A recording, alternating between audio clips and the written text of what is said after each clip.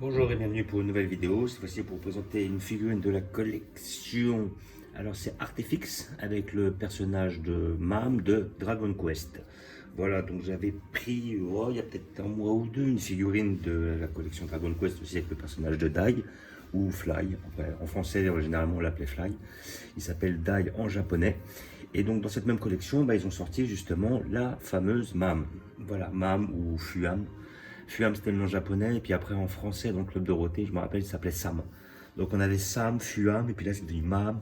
Donc voilà, donc c'est le personnage féminin de l'histoire, avec ses cheveux roses, qui à la base est elle aussi un disciple de Maître Aban, et puis en plus de Maître Brookin. Ses parents étaient des compagnons d'armes de Aban lors de son combat face à Adler, face à Adora. Donc Adler c'était la version justement française dans l'animé, et après Adora c'était justement dans le manga. Voilà, donc figurine de la collection Artefix. J'ai vu que justement il y avait deux versions de cette figurine là. Moi j'ai pris la petite, c'est-à-dire que c'est la moins chère. À côté de ça, il y en avait une qui était vers les plus de 200. Je crois qu'il l'a présenté avec Shi, qui était le comment dire, le sorte de rat ou un truc comme ça, combattant. Et là, en fin de compte, bon, là, j'ai réussi à avoir la figurine toute seule.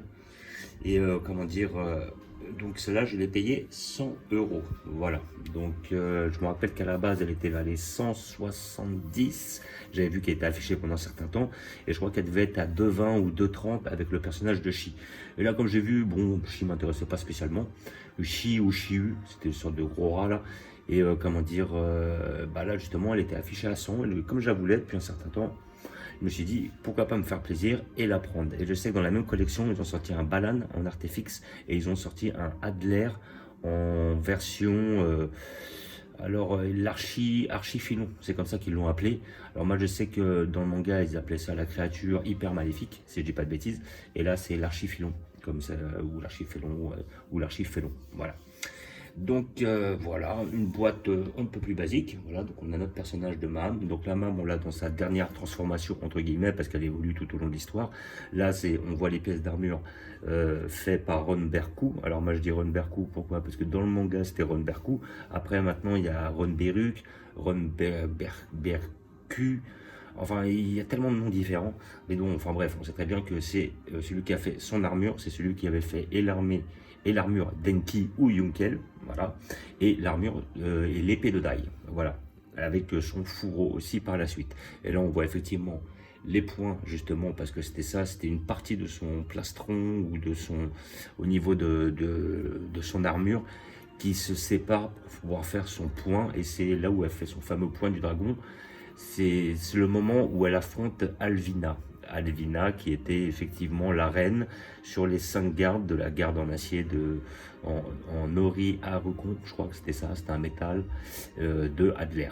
Et donc c'est là où elle met le coup de grâce avec son fameux point du tigre. Voilà. Donc là nous avons aussi le pendentif là de Aban, voilà exactement, ou Ivan ou Avan. Il y a tellement de versions différentes. Et comment dire, et là nous avons notre personnage. Voilà, donc je me suis permis déjà de l'ouvrir. Là nous avons aussi le petit logo qui atteste de l'authenticité de notre figurine. Et donc je me suis déjà permis de l'ouvrir pour voir ce que ça donnait. Et comment dire, elle est franchement propre. Alors pour moi elle est peut-être pas au niveau du Dai, hein, du Fly, mais bon elle est pas mal. Et puis comme c'est un personnage, moi j'avais déjà un Pop, parce que j'ai eu plusieurs collections qu'ils ont sorti. Je sais que chez Pop-Up Parade ils avaient sorti un Fly, donc, ou un Dai, c'est comme vous voulez. Ils avaient sorti aussi un Pop en train de faire le fameux Medoroy, la technique de feu et de glace. Et après je sais qu'ils avaient sorti une figurine de Fly chez Banpresto pour la 50e de Chog Non Jump. Et après chez Furyu aussi ils ont sorti une Fly. Et la Fly, c'est justement le moment où il affronte son père la première fois et qu'il a l'épée de Yunkel, l'épée maléfique. Donc voilà comment se situe la figurine. Voilà. Donc nous allons ouvrir. Normalement il y a des scotch à ouvrir. Voilà. Et donc je l'ai remis sur le plastique, comme vous pouvez voir. Voilà, donc là on a aussi un truc sur le point, un plastique. Donc je ne l'ai pas remis parce que je me disais c'est pas réellement utile. Et là nous avons notre pièce. Alors on remarquera on a exactement le même socle. Alors là, je vais, vu que j'ai investi, je vais mettre mon fameux plateau qui est très bien pour tourner la figurine. Voilà, donc on va faire ça. Donc là, nous avons notre figurine. Je vais la mettre là de façon à ce qu'on le voit. Donc nous avons ce fameux socle. Là. En plus, on doit avoir une trace là de combat, grossièrement. On voit que les carreaux sont cassés. C'est le moment où ils affrontent justement la garde de Adler. Parce que l'autre socle de la daille de chez Artefix, c'est exactement le même socle, avec les petits carrés comme ça et tout. Donc on sait très bien que c'est l'assaut final sur le palais de Ban, justement, ou de Dark King, ou comment il l'appelle maintenant, parce qu'il a tellement de noms lui aussi. Vern, alors il y en a qui disaient Vern, pour moi dans le manga c'était Ban, B-A-N. Là c'est Vern qui s'appelle, bon je suis bien derrière, avec Mist Vern et Kill Vern, mais avant c'était Mist et Killban. Et sinon, il avait encore un autre surnom, Mist. Et donc voilà. Donc notre figurine, justement, donc je la tourne un peu. Donc là, on a l'armure qui est très bien faite. C'est vrai qu'elle avait l'armure que d'un côté de son corps. Là, on avait effectivement un plastron qui cachait une partie de sa poitrine.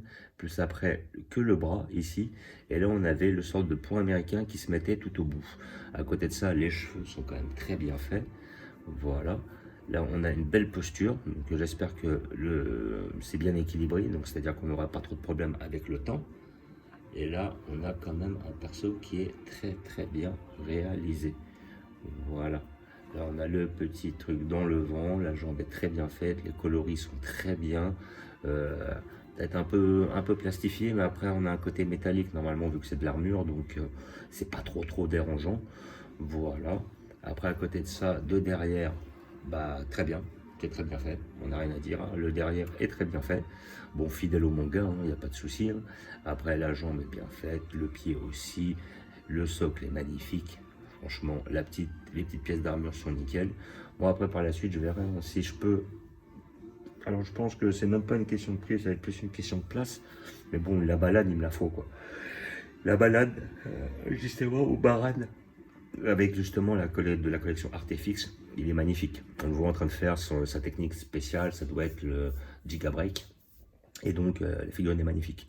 Et à quand un dragonoïde, voilà. Alors moi c'était dans le manga il l'appelait l'homme monstre dragon. Après moi je sais que voilà c'était plutôt le dragonoïde, c'est le nom qu'ils lui ont donné dans la nouvelle série de Fly qu'ils ont refait. Mais à quand ils vont nous faire un dragonoïde? Alors là franchement là, j'attends que ça avec impatience. Voilà, donc là franchement elle est magnifique. Et je vais la montrer un peu de plus près, parce que moi j'aime bien. Voilà, donc on a un personnage qui est très bien fait, le visage est très beau, les cheveux sont très bien faits, la poitrine est très bien faite, les pièces d'armure sont magnifiques, la pose est bien dynamique. Là franchement on a une très belle pièce.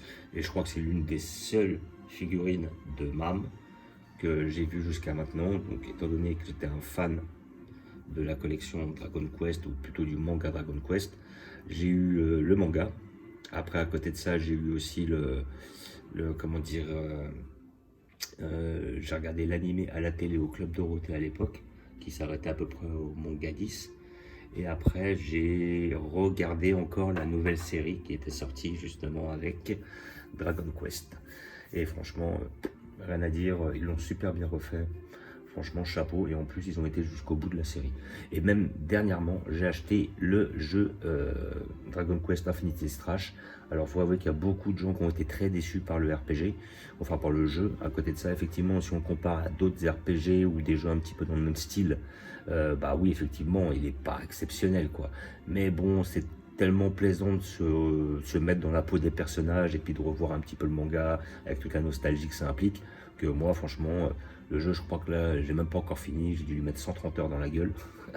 Ouais, voilà, c'est de l'obsession. Et voilà, et le dommage aussi, c'est qu'ils ont arrêté le jeu à peu près au niveau 17 du manga, c'est-à-dire juste après que Dai il casse la forteresse de Ban avec Killvern dedans, ou Miss Vern plutôt dedans. Et c'est dommage parce que j'aurais bien aimé voir Adler revenir en Archifilon avec sa garde, affronter par la suite le Dragonoïde. Et bon, ils nous ont quand même mis le fait de pouvoir affronter Vern, ça c'est pas mal, dans un autre mode de jeu.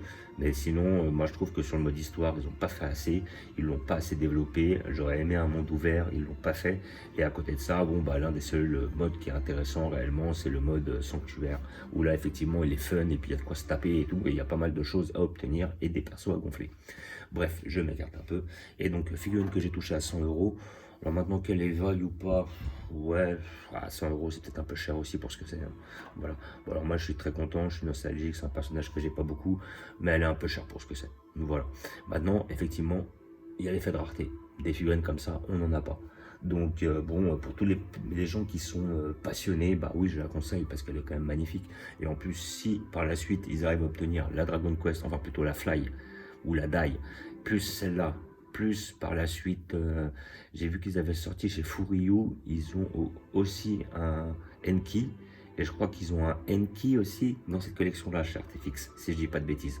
Et en tout cas, je suis sûr que j'ai vu Adler en Archifilon et Baran. Donc après, chez Artefix, il y a moyen de se faire plaisir du côté de Dragon Quest Quête de Nile.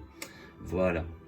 Donc, je vais vous montrer où je vais la placer. J'ai dû refaire un réaménagement de mes figurines. Donc, c'est-à-dire que j'ai enlevé les mangas, je les ai épurés, je les ai mis un peu ailleurs. Et à côté de ça, j'ai pu me faire une étagère avec que les persos de Dragon Quest et de Kenshin le Vagabond qui vont se partager la vedette. Voilà. Donc là, hop, on fait un petit visu. Voilà, donc elle est vraiment magnifique. Le socle est très bien fait. Il est beau, il est propre. Rien à dire, il est exactement similaire à l'autre. Dommage qu'il n'y ait pas une petite LED, contrairement à notre Fly. Et franchement, elle est magnifique. Donc je vais vous montrer où je vais la placer.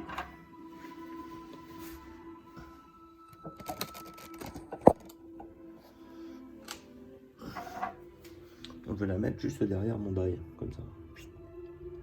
Voilà. Est-ce que je la mets comme ça ou je la mets plutôt comme ça? Je vais faire la mettre comme ça.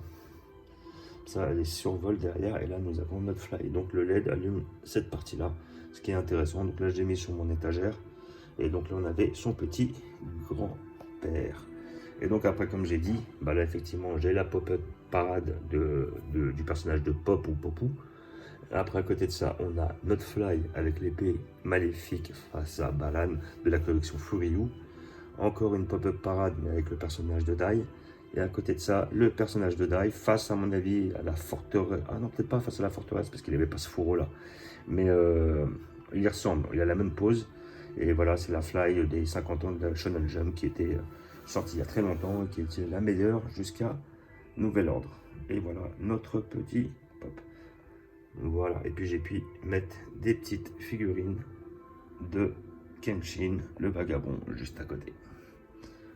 Voilà, donc je vous fais un petit visu. J'ai dû épurer un peu. Là, on est typiquement dans les mangas et Club Dorothée. Vous avez du Ken le Survivant, du Bastard, du Oliver Tom, du Nicky Larson, du manga Vagabond. Là en dessous, au-dessus, nous avons du Cobra, du Chevalier Zodiac, Ken le Survivant, du Goldorak. Et après, lorsque nous redescendons, nous arrivons sur Street Fighter. Et j'ai mis mon petit arc, comment dire, Star Wars en bas, qui est loin d'être mon préféré, je vous l'avoue. Donc voilà, comme d'habitude, je vous remercie d'avoir regardé. Je vous dis à bientôt. N'hésitez pas à vous abonner ou à mettre des pouces. Et je vous dis ciao.